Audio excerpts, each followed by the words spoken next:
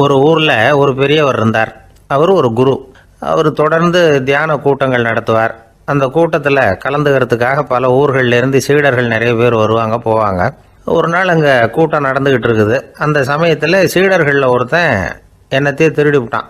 மற்ற சீடர்கள் அதை கவனிச்சுட்டாங்க. இவன் ஆப்பிட்டுக்கிட்டான். கூட்டம் முடிஞ்ச பிற்பாடு இவன் திருடின விஷயத்தை அந்த பெரியவர்கிட்ட போய் சொன்னாங்களாம். அவர் கவனத்துக்கு கொண்டுகிட்டு போனாங்க. ஆனால் அவர் இதை காதிலே போட்டுக்கல, கண்டுக்கவே இல்லை. போய் சொன்ன சீடர்களுக்கெல்லாம் ஏமாத்தமாக போயிட்டுது. என்ன இது, இவ்வளவு தூரம் நாம் கண்டுபிடிச்சி போய் சொல்கிறோம், அவர் கண்டுக்கவே மாட்டேங்கிறாரே அப்படின்னு ஒரு மாதிரி ஆகிட்டாங்க. இருந்தாலும் அதை பற்றி ஒன்றுமே சொல்லிக்கல, பேசாமல் இருந்துட்டாங்க. கொஞ்ச நாள் ஆச்சு. அதே ஆள் மறுபடியும் ஒரு திருட்டில் மாட்டிக்கிட்டான். சீடர்கள் மறுபடியும் அந்த குருக்கிட்ட விஷயத்தை சொன்னாங்க. அவர் அப்பவும் வழக்கம் போல் சும்மாவே இருந்துட்டார். இவர் இப்படி இருக்கிறத பார்த்ததும் அந்த சீடர்களுக்கு கோபம் வந்துட்டுது. உடனே அந்த சீடர்கள்லாம் ஒன்று கூடி பேசினாங்களாம். எல்லாருமா சேர்ந்து ஒரு விண்ணப்பம் தயார் பண்ணாங்க. அதை குருநாதர்கிட்ட கொண்டுட்டு போய் கொடுத்தாங்க.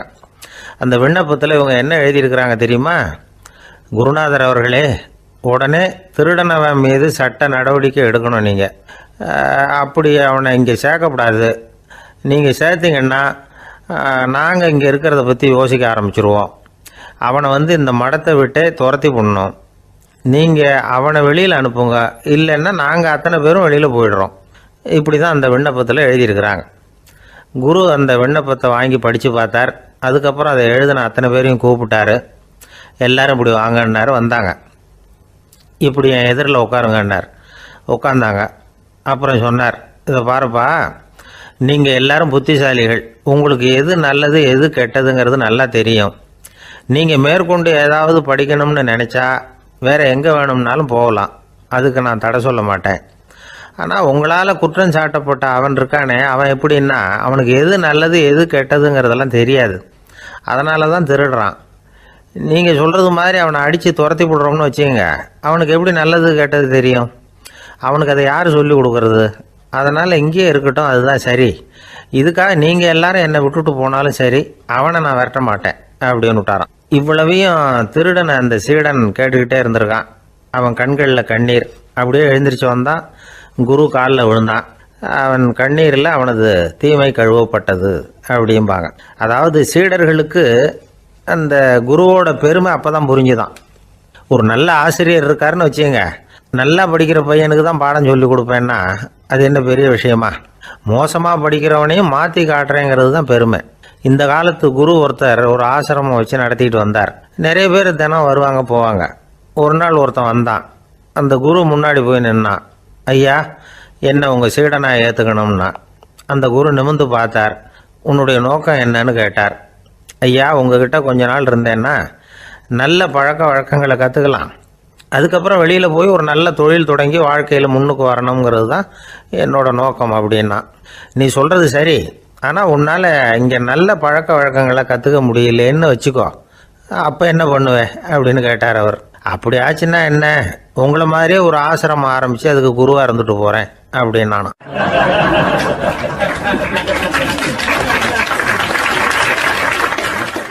ஒரு ஆள் இருந்தார். அவர் தன்னை ஒரு குருன்னு சொல்லிக்கிட்டார். மௌன குரு, வாயே திறக்கிறதில்ல. அவருக்கு 2 சீடர்கள் உண்டு. இவங்க தான் வர்றவங்க கிட்ட பேசுவாங்க, விளக்கம் கொடுப்பாங்க. ஒரு நாள் இந்த சீடர்கள் 2 பேரும் எங்கேயோ வெளியில் போயிட்டாங்க. அந்த நேரம் பார்த்து ஒருத்தர் அங்கே வந்தார். குருக்கிட்ட போனார். குருவே, புத்தர்னா என்னன்னு கேட்டார். குருவுக்கு ஒன்றும் புரியல. அவர் உண்மையான குருவாக இருந்தாவில் புரியும். அவர் திருன்னு முழிக்க ஆரம்பிச்சிட்டார். இந்த நேரம் பார்த்து இந்த சீடர்களும் எங்கேயோ போயிட்டாங்களே, என்ன பண்ணுறது, உதவிக்கு யாராவது கிடைக்க மாட்டாங்களா அப்படின்னு அப்படியே சுற்றி பார்க்குறார். அங்கங்கே பார்க்குறார். வந்தவர் இதை கவனித்தார். ஏதோ புரிஞ்சுக்கிட்ட ஒரு மாதிரி அடுத்த கேள்வி கேட்டார். தர்மம்னா என்ன சுவாமின்னார். குருவுக்கு ரொம்ப சங்கடமாக போச்சு. நம்ம நிலைமை இப்படி ஆகிட்டுதே, இக்கட்டில் மாட்டிக்கிட்டோமே அப்படின்னு நினச்சபடியே விட்டத்தை பார்த்தார். அப்புறம் குனிஞ்சு தரையை பார்த்தார். அப்படியே உட்காந்துக்கிட்டார். வந்தவர் உடனே அடுத்த கேள்விக்கு போயிட்டார். தியானம்னா என்ன சுவாமின்னார். பாவம் என்ன பண்ணுவார் அந்த குரு, பேசாமல் கண்ணை கெட்டியாக மூடிக்கிட்டார். இது ஏதடா வம்பா போச்சுன்னு. இவர் இப்படி பண்ணால் கூட வந்தவர் சளைக்கல. இன்னொரு கேள்வியும் கேட்டார். ஆசீர்வாதம்னா என்ன அப்படின்னார். இவர் பார்த்தார். இப்படியே போனால் இவர் கேள்வி கேட்குறத நிறுத்த மாட்டார் அப்படின்னு நினச்சிக்கிட்டு எனக்கு ஒன்றுமே தெரியாதுங்கிற பாவனையில் 2 கையையும் விரித்து காட்டினார். வந்தவர் முகத்தில் மகிழ்ச்சி, மன நிறைவு, ஏதோ எல்லாம் புரிஞ்சுக்கிட்ட ஒரு மாதிரி அங்கேருந்து புறப்பட்டு போனார். வழியில் அந்த குருவோட சீடர்கள் 2 பேரையும் சந்தித்தார். உங்கள் குருவை தான் பார்த்துட்டு வரேன்னார். இவர் என்ன நடந்ததுன்னு கேட்டாங்க. இவர் விவரமாக சொல்கிறார். உங்கள் குரு எவ்வளவு பெரிய ஞானி தெரியுமா? புத்தர்னா என்னன்னு கேட்டேன். அதுக்கு அவர் அப்படியும் இப்படியும் பார்த்தார். அதுக்கு என்ன அர்த்தம் தெரியுமா? மக்கள் புத்தரை வந்து அங்கேயும் இங்கேயும் தேடுறாங்க. உண்மையில் அவர் அங்கேயும் இங்கேயும் தேடி கண்டுபிடிக்க முடியாது அப்படிங்கிறத அவர் செய்கை மூலம் உணர்த்தினார். அதுக்கப்புறம் தர்மம்னா என்னன்னு கேட்டேன். அவர் மேலேயும் கீழையும் பார்த்து தர்மம் சமமானது, அதில் உயர்வு தாழ்வு இல்லைங்கிறத உணர்த்தினார். அதுக்கப்புறம் தியானம்னா என்னன்னு கேட்டேன். கண்ணை மூடிக்கிட்டார். கண்ணை மூடி காணுகிற அற்புதம் அது அப்படிங்கிறத புரிஞ்சுக்கிட்டேன். கடைசியாக ஆசீர்வதிக்கப்படுறது பற்றி கேட்டேன். கைகளை நீட்டி உதவுறது தான் அது அப்படிங்கிறத தன்னுடைய இருகை விரித்து உணர்த்தினார். எவ்வளோ பெரிய மகான் அவர் அப்படின்னு சொல்லிவிட்டு அவர் பாட்டு போயிட்டார். சீடர்கள் அதுக்கப்புறம் மெதுவாக குருக்கிட்ட வந்து சேர்ந்தாங்க. அவங்கள பார்த்ததும் குருவுக்கு கோபம் வந்துட்டுது. அடே பாவிகளா, எங்கடா போய் தொலைஞ்சிங்க? நான் ஒரு ஆளுகிட்ட மாட்டிக்கிட்டு என்ன பாடுபட்டிருக்கேன் தெரியுமான்னார். இது மாதிரி தான் நாம் சாதாரண மனிதர்களின் புற வேடங்களிலேயே மயங்கி போயிடுறோம். அவங்க பேச்சு, செய்கை, பார்வை இதிலெல்லாம் ஏதோ பெரிய தத்துவம் இருக்கிறதாக நினச்சிக்கிறோம். உண்மையிலேயே அந்த தத்துவங்கள் யாருக்கு சொந்தம்? அவங்களுக்கு இல்லை, நமக்கு தான் சொந்தம். நாம் தானே அதை கற்பிச்சுக்கிட்டோம். நம்மை நாம் அடையாளம் கண்டுக்கிறது இல்லை. நாம் யாருங்கிறது நமக்கு புரியறதில்ல. அதுதான் இன்றைக்கி நடக்கிறது. அதனால தான் அடுத்தவங்களை தேடி ஓடிக்கிட்டு இருக்கிறோம். சில வீடுகளில் கூட இது மாதிரி சைகைகள் உண்டு. சில குடும்ப தலைவர்கள் தினமும் காலையில் கண்ணை கெட்டியாக மூடிக்கிட்டு கை 2ஐயும் சுத்தமாக விரித்து வச்சுக்கிட்டே உட்காந்து தியானம் பண்ணுறது வழக்கம். எதுக்காக அப்படி பண்ணுறீங்கன்னு ஒருத்தரை பார்த்து கேட்டேன். இந்த மாதம் வாங்கின சம்பளம் பூரா தீர்ந்து போச்சு, இனிமேல் என் கையில் சுத்தமாக ஒன்றும் இல்லை, புதுசாக எதுவும் செலவு வச்சுடாதே அப்படிங்கிறத அப்படி உள்ளங்கை 2ஐயும் விரித்து காட்டி அவங்களுக்கு உணர்த்துறேன் அப்படின்னார்.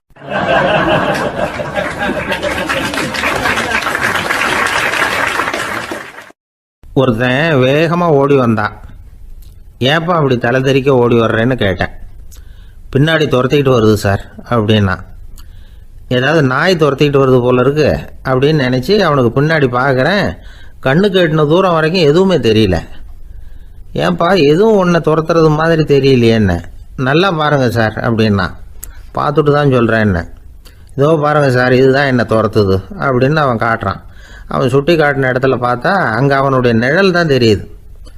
என்னப்பா சொல்கிற அப்படின்னு சொல்லி அவனை சந்தேகமாக பார்த்தேன். அதுக்கப்புறம் தான் அவன் விவரமாக பேசினான்.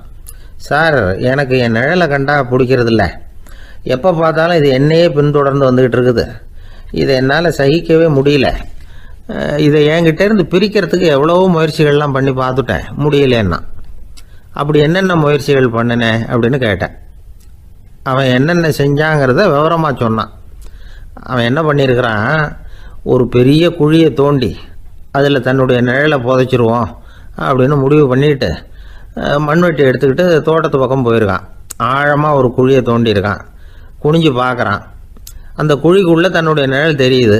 ஆஹா, இதுதான் சமயம், நிழல் இப்போ குழிக்குள்ளே இருக்குது, மண்ணை போட்டு மூடி விடலாம் அப்படின்னு நினச்சிக்கிட்டு கொஞ்சம் மண்ணை அள்ளி போட்டான். பார்த்தா இப்போ அந்த நிழல் அந்த மண்ணுக்கு மேலே வந்து நிற்கிது.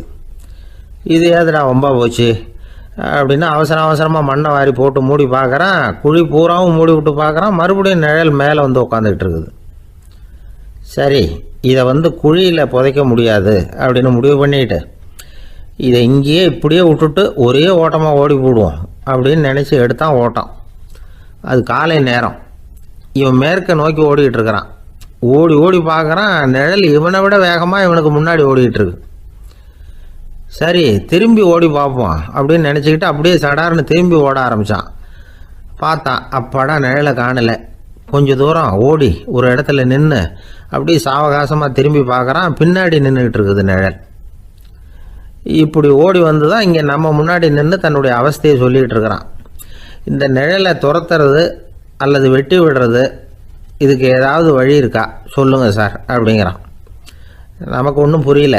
அந்த நேரம் பார்த்து ஒரு பெரியவர் வந்தார். அவர்கிட்ட யோசனை கேட்டோம், என்ன செய்யலாம்னு.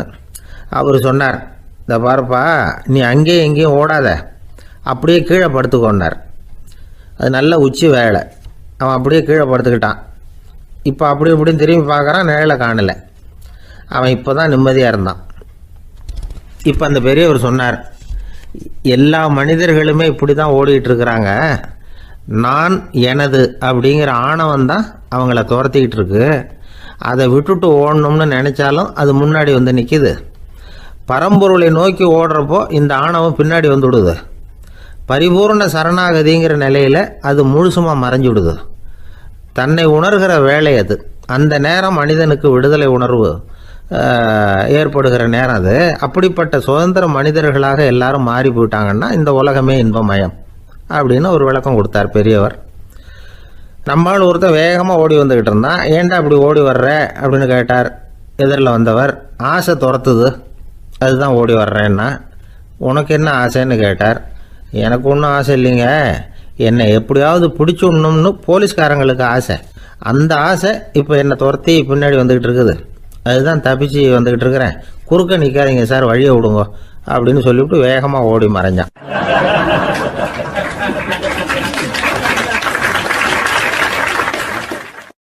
எனக்கு வாழ்க்கையில் ஒரே ஒரு ஆசை தான் சார் அப்படின்னார் ஒருத்தர். அது என்னன்னு கேட்டேன். ஆசைகளை ஒழிச்சுடணுங்கிறது தான் என்னோட ஆசை அப்படின்னார். இப்படி ஆசைகளை ஒழிக்க வேண்டும் அப்படிங்கிறதையே ஒரு ஆசையாக கொள்வது அபத்தம் அப்படிங்கிறார் ஒரு பெரியவர். இது மாதிரி ஆசைகளை ஒழிக்க ஆசைப்பட்டால் அந்த நோக்கம் நிறைவேறாதான். அந்த முயற்சியால் புதுசாக சில துன்பங்கள் தான் சேருமா. அதில் புதுசாக ஒரு ஆசை தலை தூக்கும் அப்படிங்கிறார் அவர். ஆசைகளை தானாக விழ வச்சுடலாம். அதுக்கு வழி என்ன தெரியுமா? எந்த ஒரு ஆசையையுமே பூரணமாக நிறைவேற்றி கொள்ள முடியாதுங்கிறத உணரணும். அதை உணர்ந்தால் ஆசைகள் தானாக விழுந்துடும்.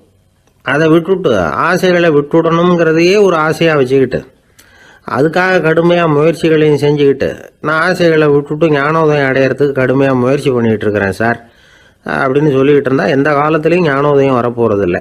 அதுக்கு பதிலாக துன்பந்தான் சேரும் அப்படிங்கிறது அவரோட கருத்து. எந்த ஒரு ஆசையையும் பூரணமாக நிறைவேற்றி கொள்ள முடியாது அப்படிங்கிறத உணரணும். ஒரு ராஜா, அவர் மனசில் அமைதி இல்லை, எப்பவும் கஷ்டப்பட்டுக்கிட்டே இருந்தார். இந்த துன்பத்தை போக்குறதுக்கு பல வழிகளில் என்னென்னமோ முயற்சியெல்லாம் பண்ணி பார்த்தார். ஒன்றும் சரியாக வரல. கடைசியாக ஒரு காரியம் பண்ணார். அதாவது ஒரு வேதாந்தியை தேடிட்டு போனார். அவரை பார்த்து கேட்டார், ஐயா, என்னுடைய துன்பங்கள்லேருந்து நான் விடுபடணும், அதுக்கு சுலபமாக ஏதாவது ஒரு வழி இருந்தால் சொல்லுங்களேன் அப்படின்னு கேட்டுக்கிட்டார். அதுக்கு அந்த வேதாந்தி சொன்னார், அதுக்கு ஒரு வழி சொல்கிறேன், அது மாதிரி செய். அதாவது உன்னுடைய ராஜ்யத்துக்குள்ள போதுங்கிற மனசோட வாழ்கிற ஒருத்தனை கண்டுபிடிக்கணும். அப்படி கண்டுபிடிச்சி அவனுடைய சட்டையை வாங்கி நீ போட்டுக்கணும். அப்படி போட்டுக்கிட்டா உன்னுடைய துன்பம் தீர்ந்துடும் அப்படின்னார். உடனே ராஜாவுக்கு ரொம்ப மகிழ்ச்சி. அரண்மனையில் இருந்த அத்தனை பேரையும் ஆளுக்கு ஒரு பக்கமாக அனுப்புனார், தேட சொன்னார். போதுங்கிற மனசுடைய ஒருத்தனை கண்டுபிடிச்சி கொண்டுகிட்டு வாங்க அப்படின்னார். எங்கெங்கேயோ தேடி கடைசியாக ஒரு ஆளை கண்டுபிடிச்சாங்க. அவன் போதுங்கிற மனசோடு இருக்கிறவன் தான். ஆனால் அவன்கிட்ட சட்டை எதுவும் இல்லை. இடையில கட்டியிருக்கிற துண்டே போதுங்கிற மனசோடு அவன் வாழ்ந்துக்கிட்டு இருக்கிறான். சட்டை இருந்தாவில் ராஜா வாங்கி மாட்டிக்க முடியும். அந்த வேதாந்தி ஏன் அப்படி சொன்னாருங்கிறதுக்கான அர்த்தம் இப்போ தான் ராஜாவுக்கு புரிஞ்சுதான். இது வரைக்கும் சொன்னதெல்லாம் ஞான மார்க்கத்தை தேடிக்கிறவனுக்கான உள்ள தகவல். இப்போ இன்னைக்கு இளைஞர்கள் இதை கேட்டுவிட்டு நமக்கு ஆசையே வேணாம் அப்படின்னு முடிவு பண்ணிவிட்டா வாழ்க்கையில் முன்னேறவே முடியாது. நம்முடைய முயற்சிக்கு ஆசை தான் தூண்டுகோல். அதனால் இந்த ஆசையையும் அந்த ஆசையையும் போட்டு குழப்பிக்கக்கூடாது. ஆனால் ஒன்று, பேராசை நமக்கு தேவையில்லை. நாம் படுற ஆசையிலேயும் ஒரு நியாயம் இருக்கணும். ஏன்னா நம்மளில் சில பேர் நீங்கள் தான் சார் சொன்னீங்க, அதனால தான் ஆசைப்பட்டேன், அரை தான் கிடச்சிது மிச்சம் அப்படிம்பாங்க கன்னத்தை தடவிக்கிட்டே. அதனால் இப்போல்லாம் எந்த தகவலை சொன்னாலும் ரொம்ப எச்சரிக்கையாக இருக்க வேண்டியிருக்குது. ஒரு ஆள் ஒரு கடை வச்சு வியாபாரம் பண்ணிகிட்டு இருந்தான். அவனுக்கு ரொம்ப பேராசை, நிறைய பணம் சேர்க்கணும்னு. திடீர்னு ஒரு நாள் அவனுக்கு உடம்பு ரொம்ப சுகம் இல்லாமல் போயிட்டுது. இனிமேல் பிழைக்கிறது கஷ்டங்கிற நிலைமை. மரணப்படுகையில் இருக்கிறான். சொந்தக்காரங்கள்லாம் சுற்றி உட்காந்துருக்குறாங்க. இவன் மெதுவாக கண்ணை திறந்து பார்க்குறான். என் வீட்டுக்காரி எங்கேன்னா, இதோ இருக்கேன் அப்படின்னாங்க அந்த அம்மா. பசங்கள்லாம் எங்கேங்கிறான். இதோ பக்கத்தில் தான் நின்றுக்கிட்டு இருக்கிறோங்கிறாங்க. பொண்ணுங்க எங்கேங்கிறான். எல்லாம் இங்கே தான் இருக்கிறோம் அப்படிங்கிறாங்க. எல்லாம் இங்கே தான் பக்கத்தில் தான் இருக்கோம், நீங்கள் கவலைப்படாதீங்கன்னு சொல்கிறாங்க எல்லாம். அவன் மெதுவாக கஷ்டப்பட்டு வாயை திறந்து, அட பாவிங்களா, எல்லாரும் இங்கே இருந்தால் அங்கே கடையை யார் கவனிக்கிறது அப்படின்னானா.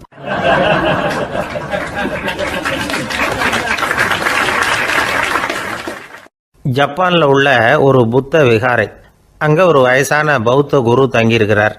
ஒரு நாள் ராத்திரி கடுமையான குளிர், அவரால் தாங்க முடியல. பார்த்தார், மரத்தில் செஞ்ச புத்த சிற்பங்கள் அங்கே நிறைய இருந்தது.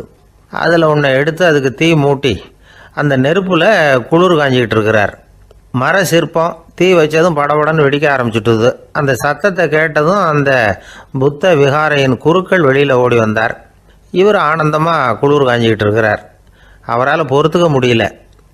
தெருவில் திரிஞ்சுக்கிட்டு இருந்த அந்த பெரியவரை இங்கே தங்க அனுமதித்ததே அவர் தான்.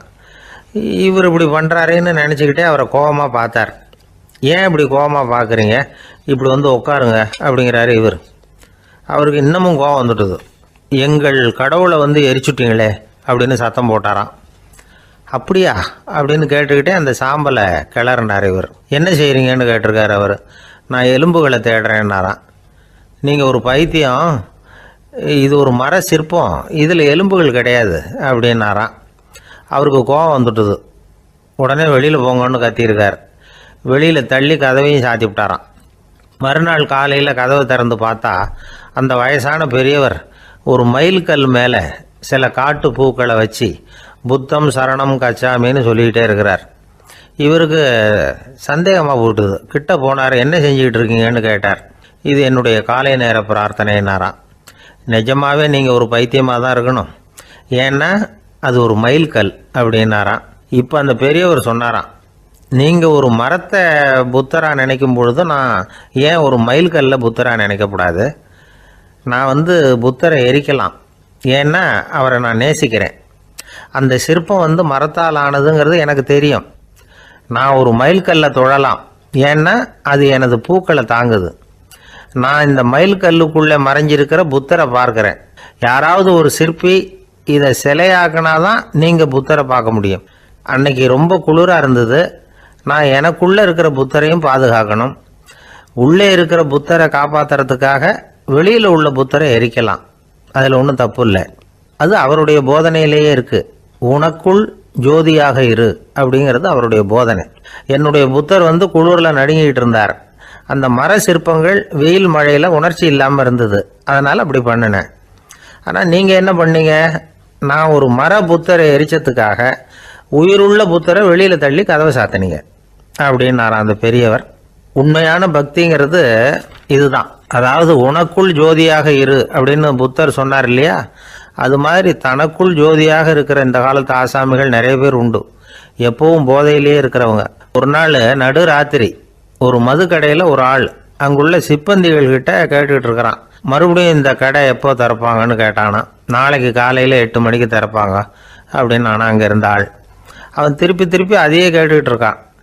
இவனுக்கு பதில் சொல்லி சொல்லி அழுத்து போச்சு.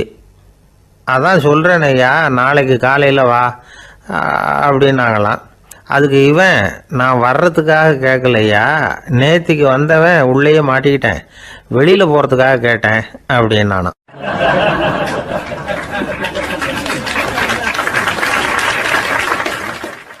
ராமகிருஷ்ணர் வாழ்ந்த காலத்தில் நடந்த ஒரு நிகழ்ச்சி இது.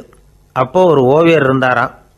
அவருக்கு ஒரு ஆசை, ராமகிருஷ்ணர் படத்தை வரையணும், அதை அவர்கிட்டயே கொண்டுகிட்டு போய் காட்டி அபிப்பிராயம் கேட்கணும். இதுதான் அந்த ஓவியரின் ஆசை. உடனே ராமகிருஷ்ணர் படத்தை வரைஞ்சி முடித்தார். அதை எடுத்துக்கிட்டு போனார். இவர் போன சமயம் அங்கே ராமகிருஷ்ணர் சீடர்களோடு உட்காந்துருக்கிறார். விவேகானந்தர் அங்கே இருக்கிறார். இந்த ஓவியர் கொண்டுகிட்டு போய் தான் வரைந்த ஓவியத்தை அவர்கிட்ட காட்டினார். ராமகிருஷ்ண பரமஹம்சரின் ஓவியத்தை ராமகிருஷ்ணர்கிட்டயே காட்டுறார். ராமகிருஷ்ணர் என்ன பண்ணார் தெரியுமா? அந்த படத்தை பார்த்தார். உடனே அது காலை தொட்டார். குருதேவருடைய இந்த செயல் சீடர்களுக்கு ரொம்ப வியப்பை உண்டு பண்ணிச்சு. சில பேர் மனசுக்குள்ளேயே ரொம்ப குழம்பி போக ஆரம்பிச்சிட்டாங்க, என்ன இப்படி பண்ணுறாருன்னு. என்ன இது அவரோட படம், அவரே அவரோட படத்தின் காலை தொடுறார் அப்படின்னு யோசிச்சாங்க. சில பேர் ஒன்றும் புரியாமல் ஒருத்தர் பார்த்து சிரிச்சுக்கிட்டாங்க. அந்த இடத்துல சீடர்கள் மட்டும் இல்லை, சீடர் அல்லாத பல பேர் இருந்தாங்க. தன்னுடைய காலை தானே தொடர இவருடைய செயல் பற்றி என்ன நினைக்கிறது அப்படின்னு அவங்களும் குழம்பி போய் நிற்கிறாங்க. அந்த படத்தை வரைஞ்சி அவர்கிட்ட காட்டின அந்த ஓவியருக்கும் அதிர்ச்சி. இருந்தாலும் அவர் சீடர் கிடையாது, அதனால் கொஞ்சம் துணிச்சலை வர வச்சுக்கிட்டு கேட்டார், என்னங்க இது, என்னால் என்னுடைய கண்களையே நம்ப முடியல, இது உங்கள் சொந்த உருவப்படம், நீங்கள் உங்கள் சொந்த கால்களையே தொடுறீங்க, இது எங்களுக்கு கொஞ்சம் சங்கடமாக இருக்குதே அப்படின்னார். ராமகிருஷ்ணரின் கண்களில் ஆனந்த கண்ணீர் வழிஞ்சுதான். அவர் சொன்னாராம், இது என்னோட படம்ங்கிறது எனக்கு தெரியும், ஆனால் இது என்னோட படம்ங்கிறதுனால நான் இதோட காலை தொடலை. நீ என்னுடைய சமாதி நிலையை இந்த படத்தில் படம் பிடிச்சி காட்டியிருக்கிற, அதனால் அதோட காலை தொடறேன். சமாதி நிலையில் யார் இருந்தாலும், அது என்னுடைய படமாக இருந்தாலும் சரி அல்லது வேறு யாருடைய படமாக இருந்தாலும் சரி, படம் யாருதுங்கிறது முக்கியம் இல்லை. இதில் எது முக்கியம்னா அது தன்னை உணர்ந்த ஒரு உணர்நிலையின் படம். அப்படி இருக்கிறப்போ அதோட காலை நான் தொடணும். அதுக்கு நீங்கள் எல்லாரும் ஏன் சங்கடப்படுறீங்கன்னு எனக்கு தெரியல அப்படின்னாராம். இப்போ தான் அங்கே இருந்த சீடர்களுக்கும் மற்றவங்களுக்கும் விவரம் புரிஞ்சுதான். இதுக்கு முன்னாடி யாரும் செய்யாததை இவர் செஞ்சிருக்கிறார், ஆனால் அவருடைய காரணம் ரொம்ப நியாயமானது அப்படிங்கிறத உணர்ந்தாங்களாம். இதுவரைக்கும் ஆன்மீகத்தில் சமாதி நிலை, அதாவது தன்னை உணர்ந்த நிலை பற்றி புரிஞ்சுக்கிட்டோம். இல்லறத்தில் ஏற்படக்கூடிய சமாதி நிலை பற்றி உங்களுக்கு தெரியுமா? ஒரு அம்மா டாக்டர்கிட்ட வந்து சொன்னாங்களாம், டாக்டர், என் வீட்டுக்காரருக்கு உடம்புல ஏதோ கோளாறுன்னு நினைக்கிறேன், நான் எவ்வளவு நேரம் பேசினாலும் காதில் விழாதது மாதிரி உட்கார்ந்துருக்கிறார் அப்படின்னு ஆகலாம். அதுக்கு அந்த டாக்டர் சொன்னாராம், அம்மா, அது உடம்பு கோளாறு இல்லை, அது ஒரு பெரிய திறமை அப்படின்னாராம்.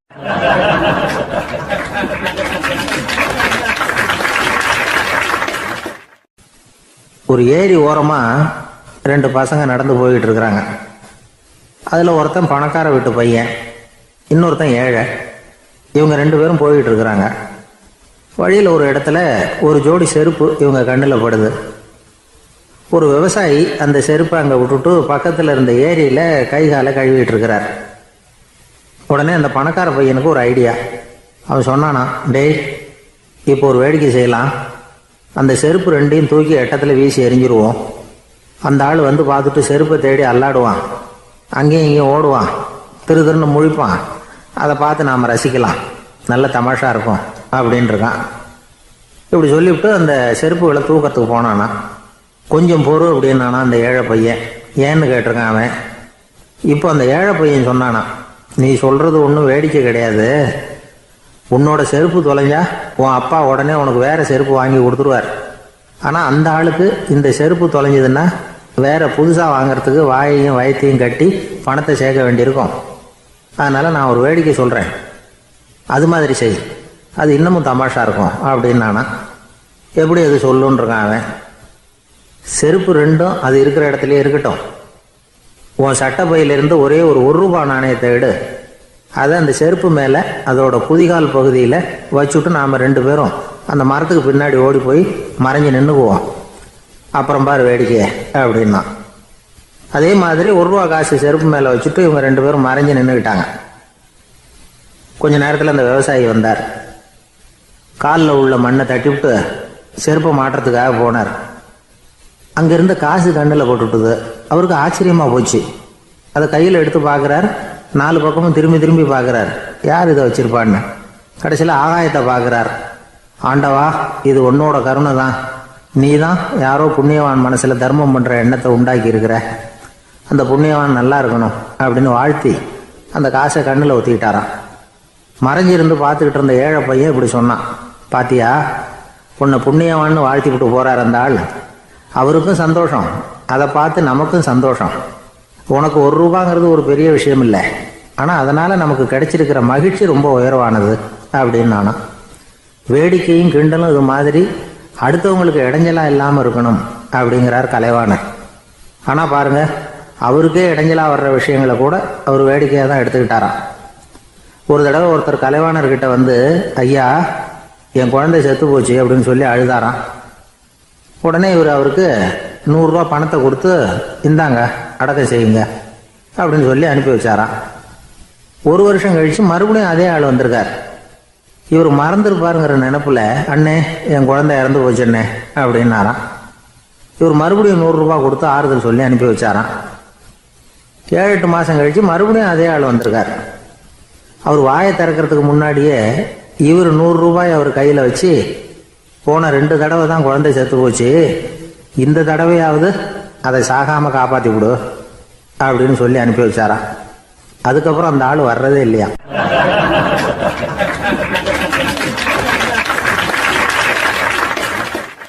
ஒரு ரயில் வேகமாக போயிட்டு இருக்கு. அது ஒரு ரயில்வே ஸ்டேஷனில் கொஞ்ச நேரம் நின்றுது. அப்போ அதில் ஒரு ஆள் ஏறினார். தலையில் ஒரு மூட்டையை வச்சுருந்தார். மூட்டையை தலையில் சுமந்துக்கிட்டே உள்ளே வந்தார். மூட்டையை தலையில் சுமந்துக்கிட்டே ஒரு இடத்துல உட்கார்ந்தார். ரயில் மறுபடியும் புறப்பட்டது. இவர் தன் தலையில் இருந்த மூட்டையை கீழே இறக்கி வைக்கணும்ல, வைக்கல, சுமந்துக்கிட்டே வர்றார். எதிரில் உட்காந்துருந்தவர் கேட்டார், ஏங்க ஏன் இப்படியே உட்காந்துருக்குறீங்க தலையில் மூட்டையை வச்சுக்கிட்டு, மூட்டையை கீழே இறக்கி வைக்கலாமே அப்படின்னார். வேணாங்க, பாவம், தலையில் இருக்கிற மூட்டையை இறக்கி ரயிலில் வச்சா ரயிலுக்கு பாரம் அதிகமாக இருக்கும் அப்படின்னார் அவர். இப்படி ஒரு ஆளை பார்த்தா நமக்கு சிரிப்பு தான் வரும். ஏன்னா ரயிலுங்கிறது அந்த மூட்டையையும் சேர்த்து சுமந்துக்கிட்டு தான் போகுது. அவன் அந்த மூட்டையை தலையில் வச்சுருந்தாலும் ஒன்று தான், தரையில் வச்சுருந்தாலும் ஒன்று தான். அதனால் ரயிலுக்கு எந்த மாற்றமும் ஏற்பட போகிறதில்ல. அதே மாதிரி தான் நம்ம மனமும். இதுவும் ஒரு தேவையில்லாத சுமை, அனாவசியமாக சுமந்துக்கிட்டு இருக்கிறோம். இதை கீழே இறக்கி வச்சுட்டா வாழ்க்கை பிரயாணம் சுகமாக இருக்கும். ரயில் பிரயாணம் பண்ணுற அந்த ஆள் மூட்டையை சுமக்கிறான், வாழ்க்கை பிரயாணம் பண்ணுற நாம மனசை சுமக்கிறோம். இது ரெண்டுக்கும் எந்த வித்தியாசமும் இல்லை. மனசை கீழே இறக்கி வச்சுட்டா பாரம் இல்லாமல் வாழலாம், பறவைகள் மாதிரி பறக்கலாம், குழந்தைகள் மாதிரி கள்ளங்கபடம் இல்லாமல் வாழலாம். இந்த வெளி உலகத்தில் நாம் நிலை பெற்று இருக்கணும், வேரூன்றி இருக்கணும். அதே சமயம் நம்முடைய உள்வெளியில் ஆன்மீக வாழ்க்கையில் பாரம் இல்லாமல் இருக்கணும். அப்போ பறக்கணும், நதியை போல் ஓடணும், மிதக்கணும், பயணம் சுகமாக இருக்கும், களைப்பு தெரியாது, கவலை தெரியாது. ஒரு சீடன் போதி தர்மரை நாடி வந்தான். குருவே, நீங்கள் என்ன வெறுமையாக இருக்க சொன்னீங்க, நான் இப்போ மறுபடியும் வெறுமையானவன் ஆகிட்டேன், அதனால் இப்போ என்ன செய்ய சொல்கிறீங்க என்ன அப்படின்னு சொல்லி நின்னான். உடனே அந்த குரு பக்கத்தில் இருந்த ஒரு குச்சியை எடுத்து அவன் தலையில் அடித்து, போய் அந்த வெற்றுத்தன்மையையும் வீசி எறிந்து விட்டு வா அப்படின்னார். நான் இப்போ காலியாக இருக்கிறேன்னு ஒருத்தன் சொல்கிறான்னு வச்சுங்க, அது உண்மை இல்லை. ஏன்னா இன்னமும் அதில் நான்கிற எண்ணம் இருக்குது. எந்த சிந்தனையும் இல்லாமல் இருக்கிறது கடினம்தான். ஆனாலும் மனிதன் அதில் உள்ள நுட்பத்தை புரிஞ்சுக்கிட்டான்னா இவ்வளவு தூரம் தூக்கி சுமந்துக்கிட்டு வந்த அந்த மனதின் முட்டாள்தனத்தை அவனே பார்த்துட்டு சிரிப்பான். இதுதான் பெரியவங்க சொல்லியிருக்கிற ஆலோசனை. நம்மால் ஒருத்தன் தலையில் ஒரு பெரிய மூங்கில் கூடையோட ரயிலில் உட்கார்ந்தான். கூடை தலையில் இருந்தது, கீழே இறக்கி வைக்கல. எதிரில் இருந்தவர் கேட்டார், ஏங்க எதுக்காக அதை அனாவசியமாக சுமந்துக்கிட்டே இருக்கீங்க, கீழே இறக்கி வைங்களேன்னார்.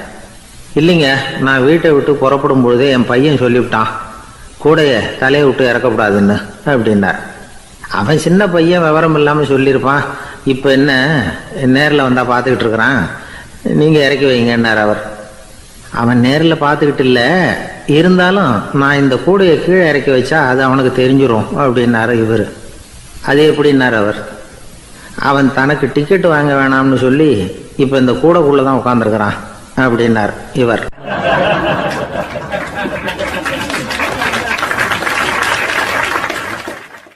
எனக்கு தெரிஞ்ச ஒருத்தர் இருக்கார்.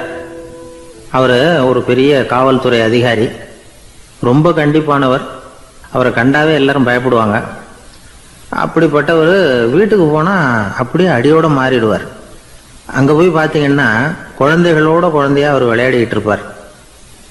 அலுவலக சமயத்தில் பார்த்தீங்கன்னா குதிரை முதுகில் அவர் உட்காந்துருப்பார். வீட்டில் பார்த்தீங்கன்னா அவர் முதுகில் குழந்தை உட்காந்துருக்கும். அவர் குதிரை மாதிரி போயிட்டு இருப்பார்.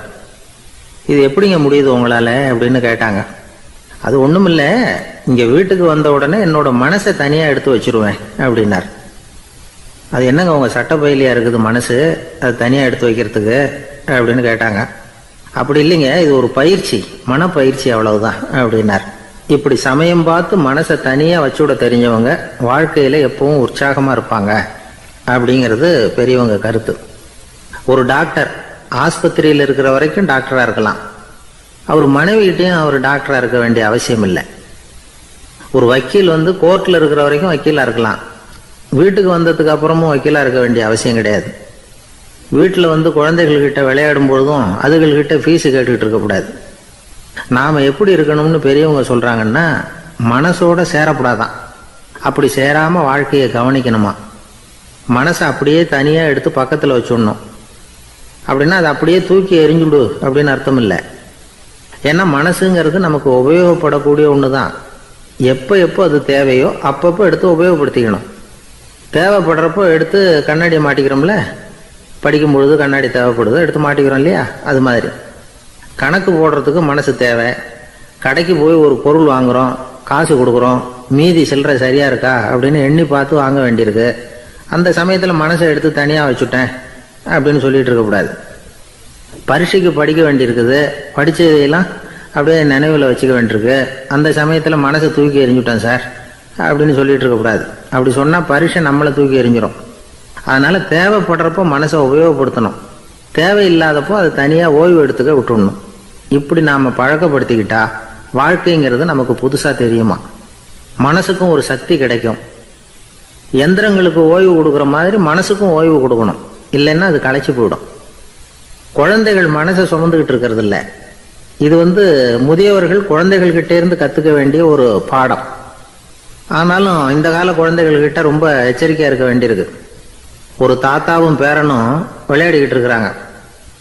தாத்தா, எனக்கு சைக்கிள் ஓட்ட கற்றுக் கொடு அப்படிங்கிறான் பேரன். சைக்கிள் உயரம் கூட இல்லை, அதுக்குள்ளே சைக்கிள் ஓட்டணுமா அப்படின்னார் தாத்தா. ஏன் தாத்தா, ரயில் ஓட்டுறாரு, அவர் என்ன ரயில் நீளம்